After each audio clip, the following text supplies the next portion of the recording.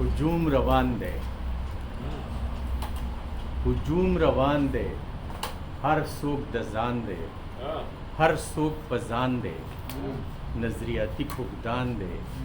انتظامی بحران دی وطن مو ځکه وران زما رونو لیکوالانو شاعرانو او د دې علمي غونډې محترم صدر صاحب کامدار لالا نورالامین صاحب چې زما د ډېرې مودې یار دی بلکې زما رور دی انور مانیروال صاحب باران صاحب تاسو ټول مونږ یو بل پیژنو اوس هم د منډه کونډه پیژنو او همدغه د دې څلوېښتو پنځو څلوېښتو کالو نه همدغه سرګرمۍ دي زمونږ کوې دا زمونږ شوق دی یو تړپ دی دا مونږ دې دپاره نه کوو چې ګنې مونږ دې پې خلک وپېژني خو خود به خود داسې کېږي چې څنګه نورالامین صاحب په ټوله پښتونخوا باندې خور شو په ټولو پښتنو په لر او بر باندې بلکې په ټول ادیبانو شاعرانو باندې هغه د هرې ژبې سره تړلي دي ځکه چې د په اردو کې هم تبازمایي کړې ده په انګریزي کې هم کړې ده نو نورالامین صاحب ټول خلک پیژني او په دغه یې پیژني چې دا د ټولنې یو منفرد غړی دی دغسې روخان صاحب هم دغسې خبره ده روخان صاحب زمونږ د کلي یو چاچي وه مصطفی جان چاچي او زما په دې دره کې ماما خیلي ده نو هلته راتلن زما یو بابا وله مخې له ورغی هغه به ګلوبند داسې اچوه رنګین ګلوبند او بوډا شوی و نو هغه ورته وایي مصطفی جان خیر راغلی هغه ورته وایي چاچي ورته وایي خدای دې وبخه خو چې ته به کله لویېږي نو دی که زما نه مشر نی که نه نو کشر بیخي نه دی خو دا دی چې ټانګه رنګی ډېر ښکلی دی الله پاک دې دغسې اشاش بشاش ایورګرین ساتي او په شاعرۍ باندې هم ګوته نه اوچتېږي ځکه چې دی د سیاسي پراسس نه هم تېر شوی دی ما او د په سیاسي کاروان کې ډېرې منډې تړلې والي دي دا زما سیاسي ملګری هم دی نو چې د هغې پراسس نه تېر شي نو دی دا کوم لیک چې د نه راوتلی دی دا هم د هغې کیسې وجه ده او بیا دی پکې تخلیقکار و دی تخلیقکار دی بنیادي طور دی هغه وخت نه زه پېژنم چې دی لا خاموش و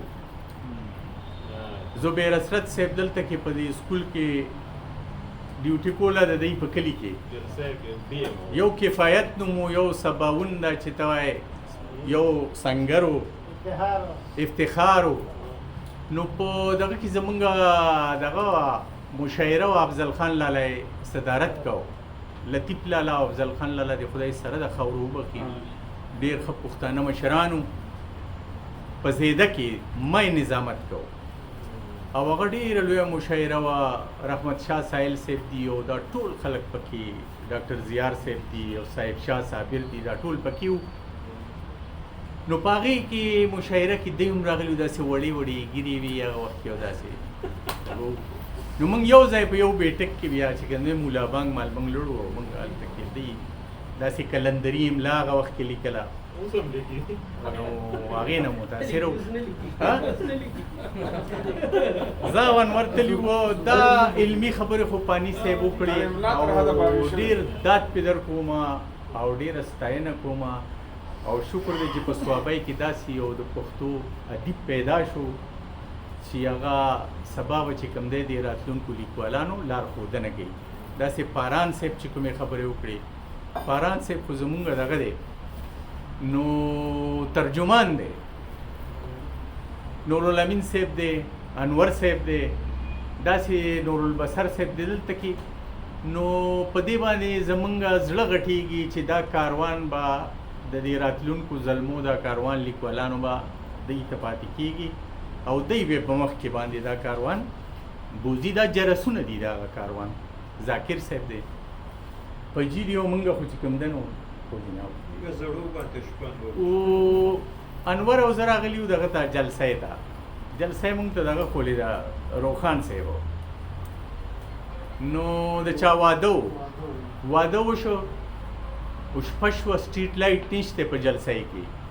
په ما باندې هسې وارخطایي راغله چې ډوډۍ وکړه ده ته مې ویل یاره دا شپه خو د واده دې ځای کې نه کوو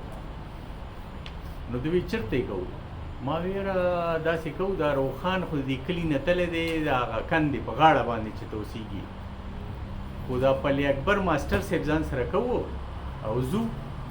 پلی اکبر ماسټر صاحب پسې لاړو الله پاک دې هغه هم سره آسي صاحب وروته وډباو راووت لاټین ورسره و نه لاټین ورسره نو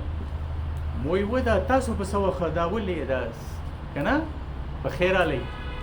مونږ ته بس لاټین راواله روخان صاحب لاټین یې راواغسه رانه مخکې مونږ ورپسې وو روخان صاحب سره لوړو مونږ یې داسې ځای کې شپه کوو چې لکه آرټ کوټۍ د آرټ کوټۍ او د غوشانو خوشبو یې پکې دوی شته دلته بس هلته لاړو کټونه واچول ټپې وکړې سندرې ووې کیسه یې یو بل ته کېښودې کیسه یې وکړې لطیفې وکړې او اخر کې مشاعره کوله او آسي صاحب وله صدر کړو آسي صاحب مونږ خو خپل شعر ووې خو چې آسي صاحب له بیا راتلو نو اودو صدر صاحب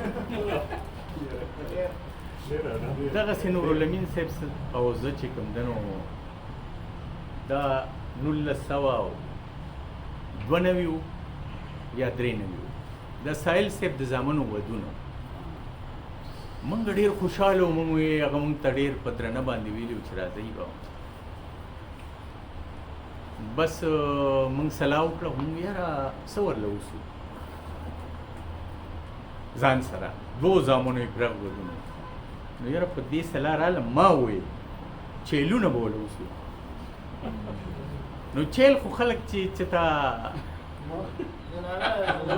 مړه شي خور خاوند مړ شي نو خور له چیل اوسي نو مونږ دکه چیلونه واغسته او دواړه